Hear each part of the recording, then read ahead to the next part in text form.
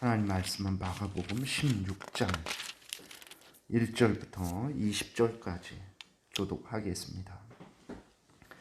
안식일이 지남에 막달라 마리아와 야고보의 어머니 마리아와 또 살로메가 가서 예수께 바르기 위하여 향품을 사다 두었다가 안식 후 첫날 매우 일찍이 해 돋을 때에 그 무덤으로 가며 서로 말하되 누가 우리를 위하여 무덤 문에서 돌을 굴려 주리오 하더니 눈을 들어 본즉 벌써 돌이 굴려져 있는데 그 돌이 심히 크더라.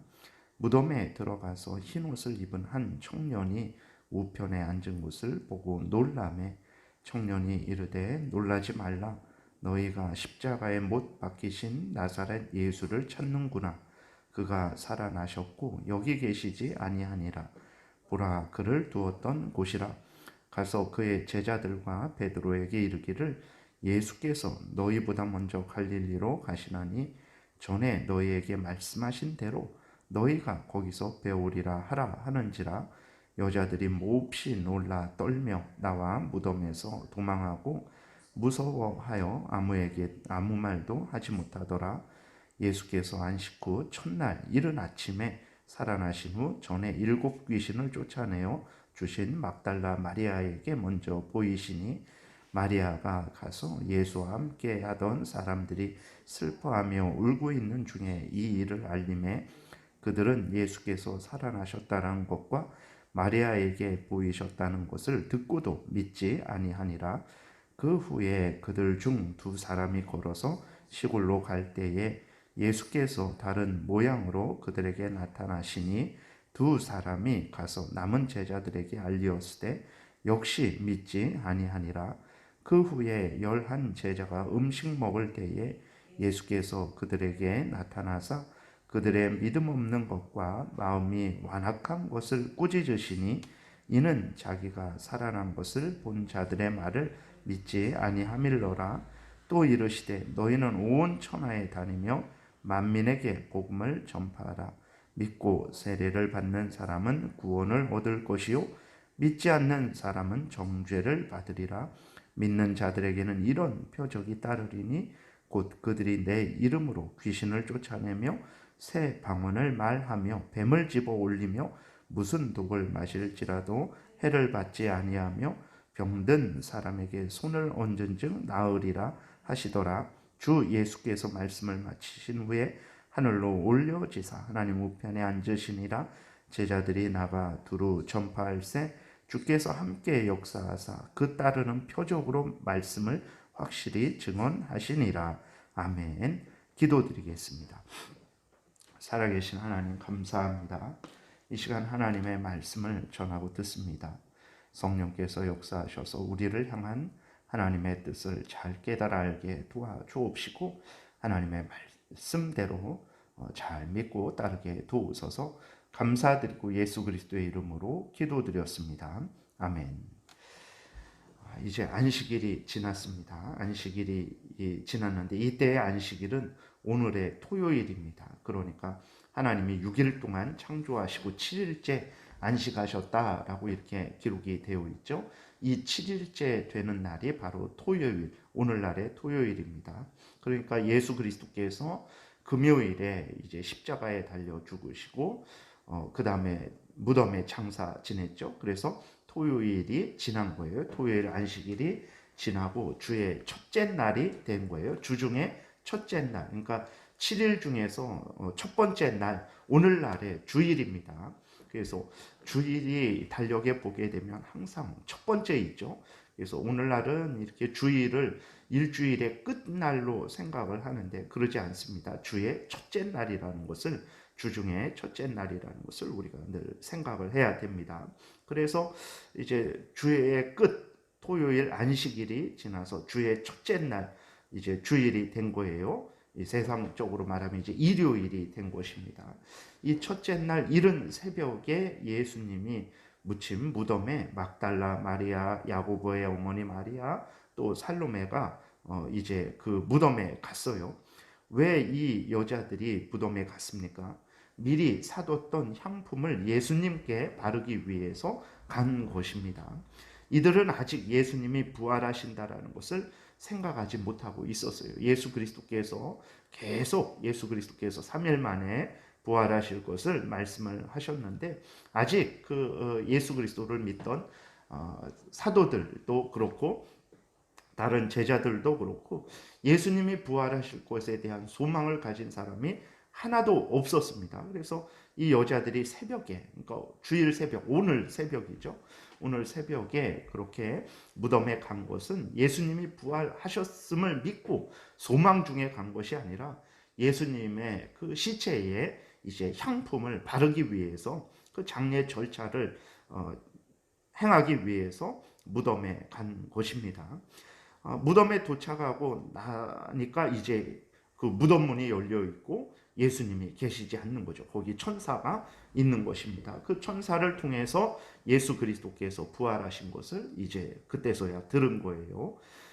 깜짝 놀랐죠. 10절에 또 보게 되면 사도들도 그리고 예수님을 따르던 다른 사람들도 예수님의 죽음으로 인해서 슬퍼하고만 있었다라는 것을 우리가 또 확인하죠. 10절에 마리아가 가서 이제 예수님을 만났죠. 그래서 그 사람들에게 간 거예요. 그랬더니 사람들이 모여 있는 곳에 갔는데 그들은 어떻게 하고 있었습니까? 10절 다시 보면 마리아가 가서 예수와 함께하던 사람들이 슬퍼하며 울고 있는 중에 이 일을 알림해라고 이렇게 기록이 되어 있습니다. 그러니까 사도들도 그렇고 다른 예수님을 따르던 모든 사람들도 그렇고 예수님이 이제 돌아가셔서 금요일 날 돌아가셨죠. 안식일 토요일 날 지났죠. 주일 첫째 날 그때까지도 슬퍼하고 울고 있었던 거예요. 모든 것이 이제는 끝났다. 예수 그리스도께서 돌아가셨으니 이제는 어떻게 하는가 하고 슬퍼하며 울고 있었던 것입니다. 그래서 11절에 보게 되면 마리아가 예수님이 살아나셨다는 것을 알렸어요. 근데도 그들은 믿지 않았습니다. 11절 그들은 10절 끝에 이 일을 알림해 11절 그들은 예수께서 살아나셨다는 것과 마리아에게 보이셨다는 것을 듣고도 믿지 아니하니라 라고 이렇게 기록이 되어 있습니다. 그리고 12절에 보게 되면 이제 누가복음에 기록된 대로 엠마오로 가는 두 제자들에게 예수 그리스도께서 나타나셨어요. 그 엠마오로 가는 제자들도 처음에는 예수 그리스도를 알아보지도 못했습니다. 그저 슬퍼하면서 이런 큰 일이 있었습니다. 예수님에게 그렇게 이야기를 했죠. 예수 그리스도께서 하나님의 말씀을 풀어서 그들에게 알려준 후에야 그들의 눈이 열려서 예수 그리스도께서 부활하셨다라는 것을 분명하게 알 수 있었죠. 그리고 이 두 제자가 13절에 보게 되니까 남은 제자들에게 가서 또 알렸어요. 그런데 그 제자들은 역시 또 믿지 못했어요. 그러니까 아니 이게 정말 예수님의 제자들, 뭐 12 사도들, 유다를 빼고 정말 예수 그리스도를 그렇게 따라다닌 사람들, 굳게 믿은 사람들에 대해서 말하는 것인가 라는 생각이 들 정도예요. 13절에도 보게 되면 가롯 유다를 제외한 11 제자들에게 예수님이 나타나셨을 때 칭찬하지 않았습니다. 11 제자들의 믿음 없음을 책망을 하셨어요. 그래서 13절에도 보게 되니까 두 사람이 가서 남은 제자들에게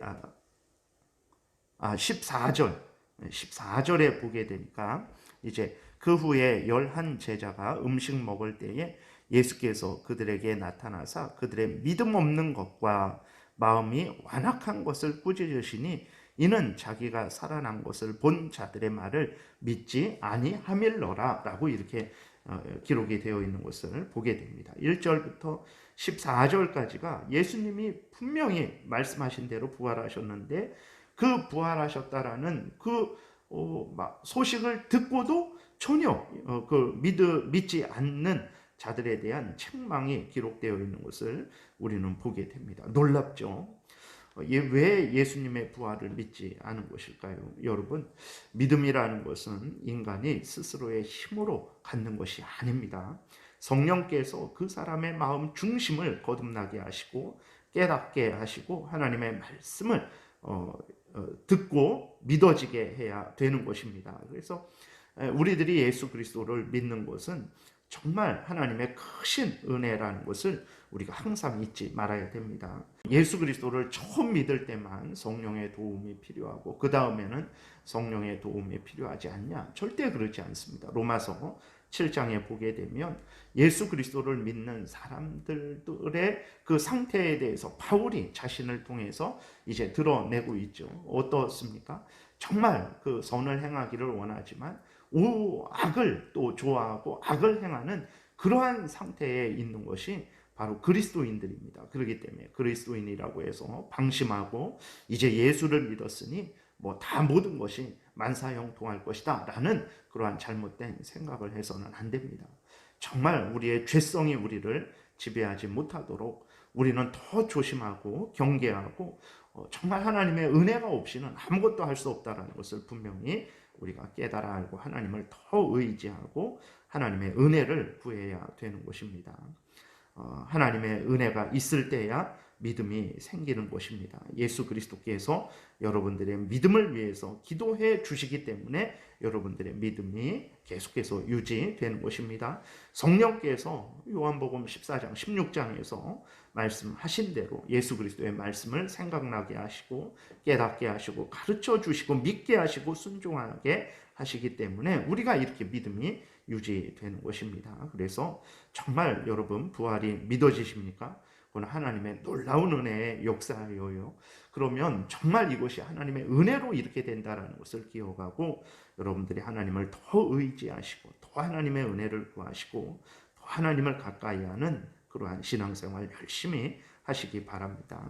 그 다음에 예수 그리스도께서 부활하셨어요. 이 부활이 왜 중요합니까? 부활을 통해서 첫 번째로는 우리의 죄가 완전히 용서를 받았다라는 것을 확인할 수 있기 때문에 그렇습니다.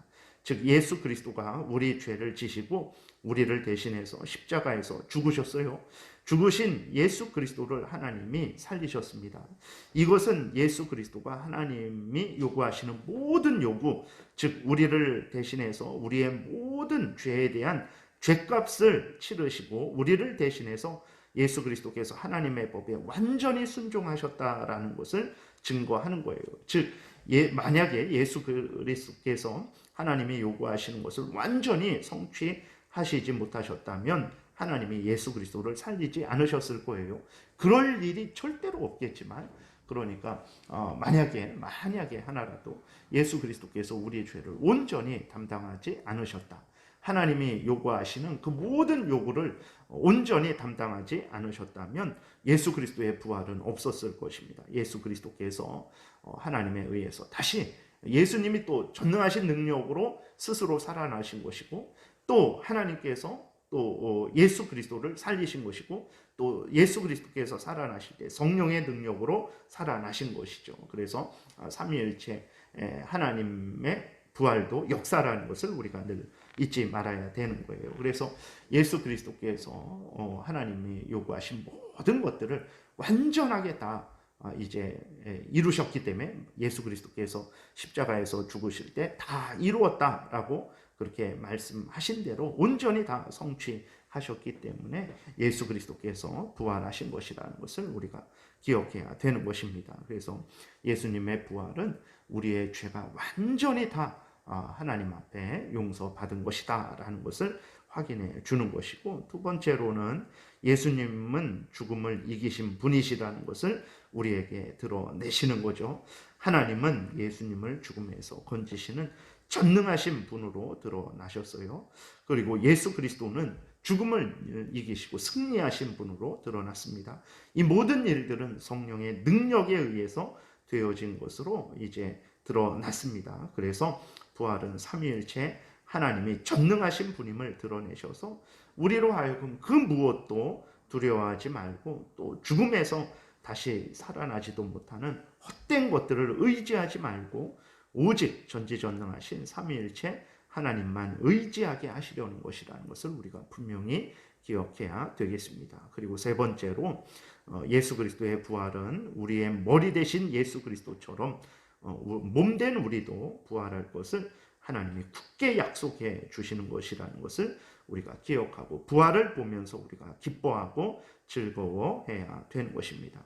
예수님의 부활은 남의 부활이 아니라 나의 부활, 우리의 부활, 하나님의 택한 백성들의 부활이라는 것을 우리가 기억해야 되는 것입니다.